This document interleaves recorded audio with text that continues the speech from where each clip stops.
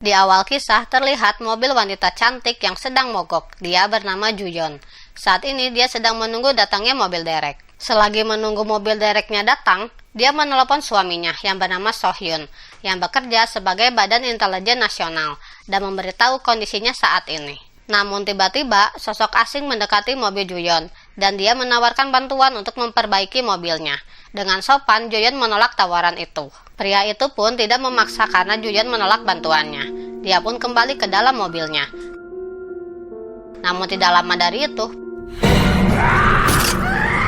pria asing itu menyerang Juyeon.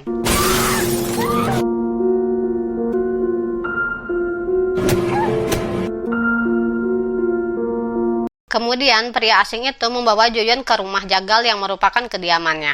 Pria asing itu bernama Kyung Chul. Dia adalah psikopat yang mengincar kaum Hawa untuk dibunuh. Dan secara kebetulan, Juyeon menjadi target dari si Kyung Chul. Juyeon memintanya untuk tidak membunuhnya karena sekarang dia sedang hamil.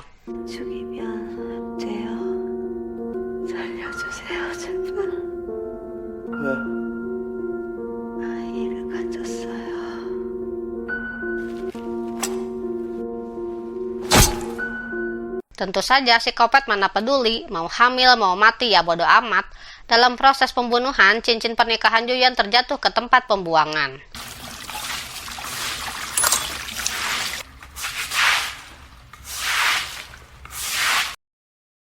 Beberapa hari kemudian, para bocil sedang bermain di bawah jembatan, dan salah satu dari mereka menemukan kantong kresek hitam, dan bocil itu menemukan sepasang telinga manusia. Malam harinya, para polisi memeriksa TKP untuk mencari sisa potongan tubuh. Kepala pasukan yang bernama Pajang, yang merupakan ayah Juyeon, hadir di sana.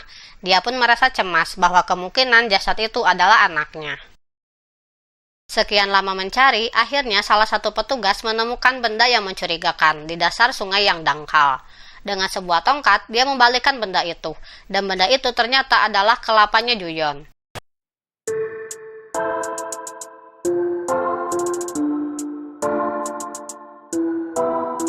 Saat itu, Sohyun tiba di TKP.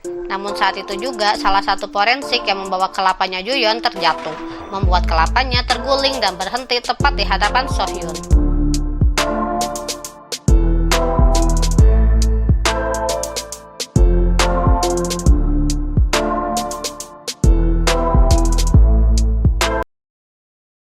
Saat proses kremasi, Sohyun pun tidak bisa menahan air matanya. Namun amarahnya kini melebihi kesedihannya. Dia bersumpah akan membalaskan kematian istrinya dengan rasa sakit yang lebih hebat. Esok harinya, Sohyun meminta cuti kepada bosnya selama 2 minggu. Namun si bos tidak menyadari bahwa 2 minggu itu akan dia gunakan untuk membalas dendam. 그래. 그럼 그건 조치해 놓을 테니까 그간 마음 좀 추스리고 푹 쉬다 와. Sohyun pun mempersiapkan rencana untuk balas dendamnya. Dia meminta rekan kerja untuk memberikan alat pelacak berbentuk kapsul.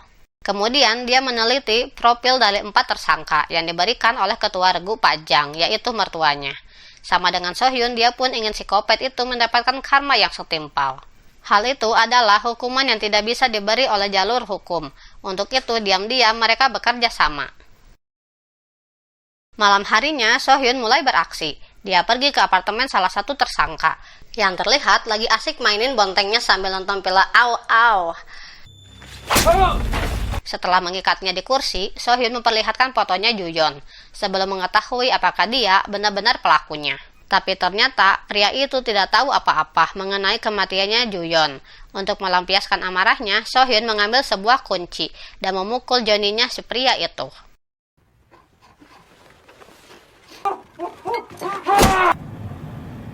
Esok harinya pencarian masih berlanjut dan tersangka kedua sedang menaiki motor. Tanpa basa-basi dia menabraknya. Dia pun menginterogasinya di tengah jalan.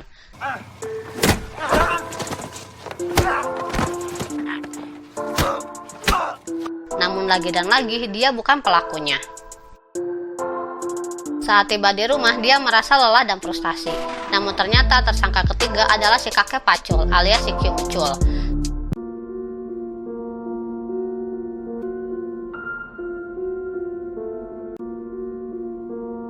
Sementara itu, psikopat Kyung Chul akan melakukan aksinya lagi. Sekarang, dia menargetkan seorang wanita yang sedang menunggu bus di halte yang kosong. Sama seperti apa yang Kyung Chul lakukan kepada Jaeyeon, dia membawanya ke rumah jagal, lalu dia membunuhnya.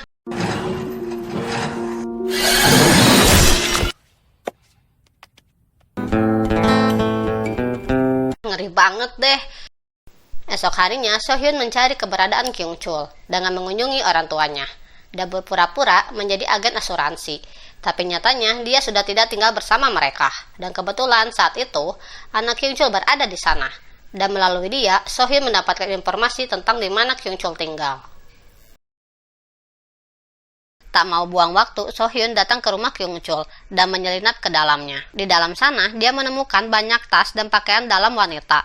Dia pun menemukan sebuah pintu yang mengarah ke ruang pembatas pembantaian. Dan saat Sohyun menyelidiki ruangan itu, dia menemukan cincin pernikahannya. Dan bisa dipastikan, Kyung Chul lah pelakunya.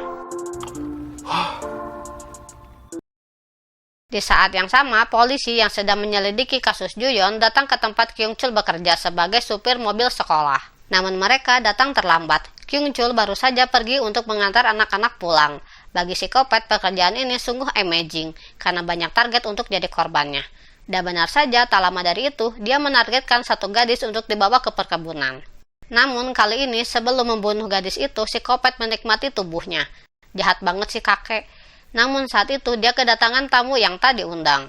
Ya, tamu itu adalah Jalangkung Opa Sohyun.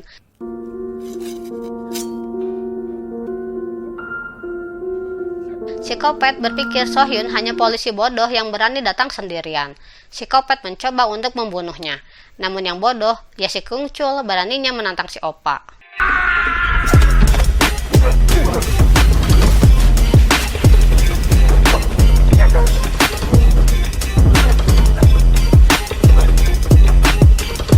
Dengan mudahnya, Sohyun membuat pingsan psikopat. Sohyun berpikir saat itu Kyung Chul harus merasakan penderitaan sebelum kematian. Kemudian Sohyun meletakkan alat pelacak dan mikrofon mini di mulut Kyung Chul. Dia juga tak lupa mematahkan tangannya. Ketika Kyung Chul bangun, dia menemukan uang di dadanya yang diberikan oleh Sohyun untuk pengobatan. Karena dendam Sohyun belum selesai, sehingga Kyung Chul tidak boleh mati secepat itu. Kyung Chul pun merasa bingung apa yang sebenarnya diinginkan oleh Sohyun. Karena Kyung Chul tidak bisa lagi mengemudikan mobilnya, dia menghentikan taksi yang kebetulan lewat. Namun saat masuk ke dalam taksi, ia menemukan foto supir taksi itu berbeda dengan orang yang mengemudi, yang membuatnya curiga bahwa dua orang itu adalah penjahat yang ingin mencelakainya.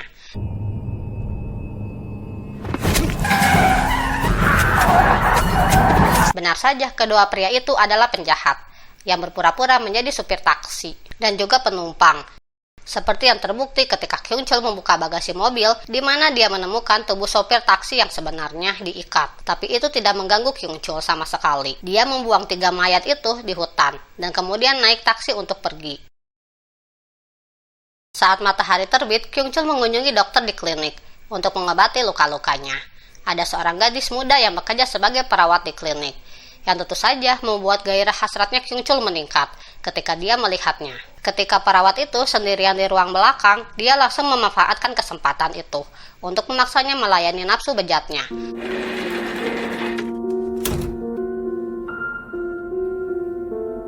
이거 벗어봐. 빨리 벗어, 이 씨발년아! 벗어도 벗어. Untungnya Sohyun sebelumnya telah menanamkan mikrofon mini ke dalam mulut Kyung Chul. Jadi dia bisa mendengar apa yang dikatakan Kyung Chul melalui perangkatnya. Ketika dia tahu Kyung Chul akan melecehkan perawat, dia bergegas ke klinik dan mulai menyiksa Kyung Chul lagi.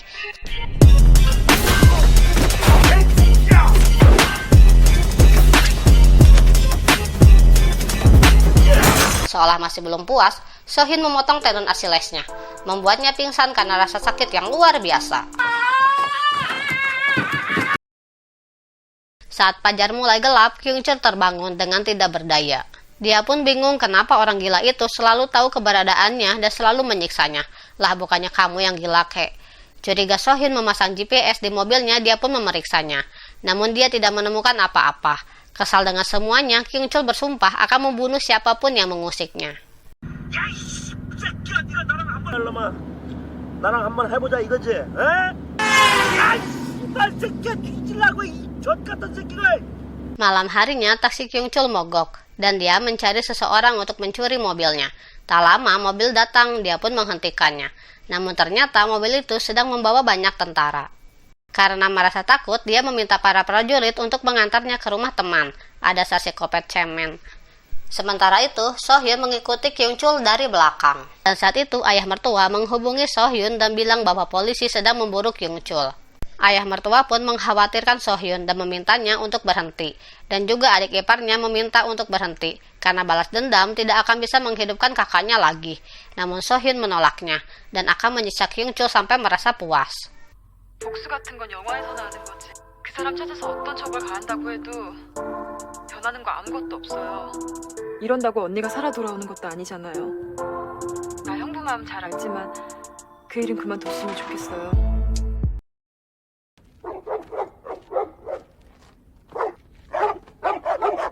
Di sisi lain, Kyung Chul sudah berada di rumah temannya yang bernama Taejo. Dia memberitahu semua kondisinya kepada Taejo, dan Taejo berpikir mungkin saja orang gila yang menyiksamu adalah salah satu keluarga wanita yang kamu bunuh. Mendengar hal itu, dia berpikir apakah orang gila yang memburunya adalah suami Juyeon. Taejo pun tertawa karena mendengar kisah Kyung Chul dan Sohyun. Dia pun secara tidak langsung menghina Sohyun dan juga mendiang istrinya. Sohyun pun menuju ke rumah Taejo, berniat untuk memberi mereka pelajaran.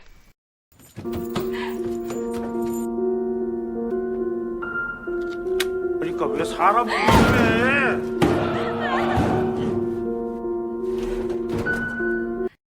Sohyun datang saat Taejo akan membunuh seorang wanita. Tanpa basa-basi, Sohyun merantai leher Taejo, mengikat tangannya, juga menusuk tangannya dengan pisau.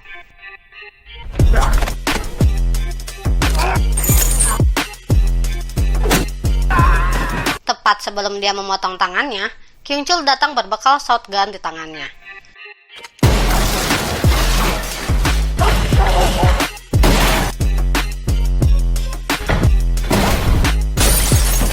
Kyung Chul dan Taejo kemudian berpisah untuk menemukan Sohyun, tapi keputusan itu akhirnya menjadi bumerang bagi mereka berdua.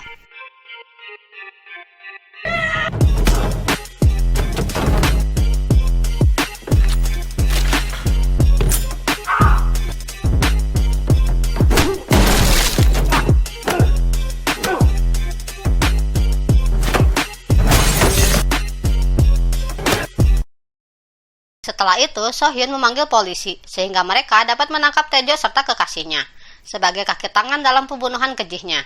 Tapi tidak dengan Kyung Chul, Sohyun tidak meninggalkannya untuk ditangkap polisi. Dia membawa Kyung Chul ke tempat persembunyiannya, untuk merawatnya sehingga dia nantinya bisa menyiksanya lagi. Namun di sana, teman Sohyun yang diminta untuk membantu merawat Kyung Chul, secara tidak sengaja, berbicara tentang alat pelacak yang dimasukkan ke dalam tubuh Kyung Chul. Ia bahkan memberitahu cara menghilangkannya dengan cara buang air besar. Semua pembicaraan tentang alat pelacak didengar oleh Kyung Chul yang berpura-pura tidur di depan Sohyun. Setelah cukup istirahat, Sohyun membawa Kyung Chul ke terowongan dan membebaskannya di sana. Sekarang Kyung Chul tahu bagaimana mengeluarkan alat pelacak. Dia tertawa bahagia saat dia menantang Sohyun. Kyung Chul mengatakan bahwa Sohyun akan menyesal karena tidak membunuhnya waktu itu. Dia bahkan memberitahu Sohyun bahwa Jeon hamil ketika dia membunuhnya. Tentu saja hal itu membuat Sohyun shock berat, karena dia sama sekali tidak menyangka bahwa Jeon sedang hamil. Kemudian Kyung Chul memasuki apotek untuk membeli obat supaya bisa mencret dan mengeluarkan alat pelacaknya yang ada di perutnya. Setelah menemukan alat pelacak itu di tumpukan mencretnya, seorang polisi yang sakit perut masuk ke toilet. Melihat polisi itu, Kyung Chul mendapat ide untuk mengecoh Sohyun. Idenya tentu saja dengan memukul si polisi. Setelah polisi itu pingsan, dia memasukkan alat pelacak yang bekas mencretnya itu ke mulut si polisi. Ijijai bekas mencret. Tidak lama kemudian, Sohyun tiba di sana dan hanya menemukan seorang polisi yang pingsan karena dipukuli. Sekarang dia sama sekali tidak tahu kemana Kyung Chul pergi. Sementara itu, Kyung Chul tiba-tiba menelpon kepala bagian polisi bernama Oh, pria yang bertanggung jawab untuk menangkapnya. Dia memberitahu Oh bahwa dia akan menyerahkan diri kepada polisi setelah dia mengakhiri masalahnya dengan Sohyun. Sohyun sendiri saat ini berada di rumah sakit, tempat Taejo dirawat. Dia membutuhkan informasi, dan satu-satunya orang yang bisa ditanyai adalah Taejo, teman dekat si Kyung Chul. Dan benar saja, Taejo tahu apa rencana Kyung Chul. Menurutnya, Kyung Chul adalah orang yang pendendam, dan dia akan balas dendam dengan membunuh keluarga Jeon untuk membuat Sohyun menderita. Kemudian setelah dia selesai membunuh mereka, dia akan menyerahkan diri kepada polisi, sehingga So-hyun tidak bisa membunuhnya. Tae-jo pun menceritakan semua rencana keji sambil tertawa bahagia, dan itu membuat So-hyun sangat marah. Namun dia tetap sabar, tahu bahwa Tae-jo suka tertawa. So-hyun memutuskan untuk membantunya tersenyum selamanya. Namun So-hyun terlambat karena ayah mertua sudah dalam kondisi yang mengenaskan, sementara adik iparnya sudah dibunuh. Tak lama dari itu, Kyung-chul mengabarkan So-hyun bahwa dia akan segera menyerahkan diri kepada polisi. Dia pun bilang bahwa dalam game ini akulah pemenangnya. Di sisi lain, polisi sudah menunggu kedatangan Kyung-chul. Ternyata Kyung-chul tidak berbohong karena ada sebuah mobil yang berhenti di tengah jalan, dan Kyung-chul menunggu mereka menangkapnya. Namun inilah waktu yang ditunggu oleh So-hyun. Dia berada di dekat lokasi tanpa sepengetahuan polisi. Melihat ekspresi bahagia dari Kyung-chul, So-hyun segera menculiknya.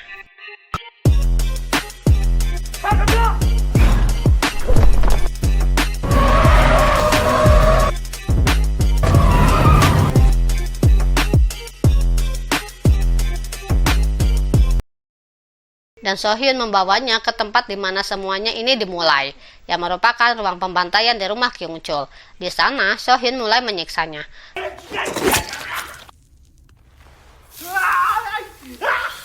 Merasa belum puas, dia memasukkan tali ke dalam mulut Kyung-chul dan mengikatnya ke pintu. So-hyun menyuruhnya untuk menggigit tali itu, karena jika gigitan itu atau pintu terbuka, maka sebuah pisau akan meluncur ke bawah dan memotong lehernya. Setelah itu, So-hyun pergi meninggalkan Kyung-chul sendirian.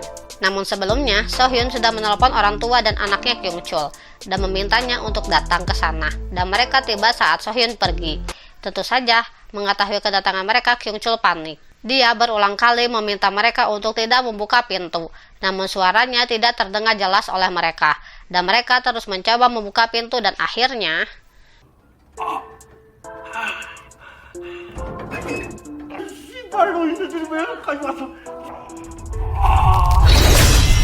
So-hyun mendengar semua yang terjadi dari earphone-nya. Mengetahui bahwa penjahat itu sudah mati, dengan santainya So-hyun berjalan dan melepaskan earphone-nya. Dengan tangisan dan kesedihan dari So-hyun, film pun tamat.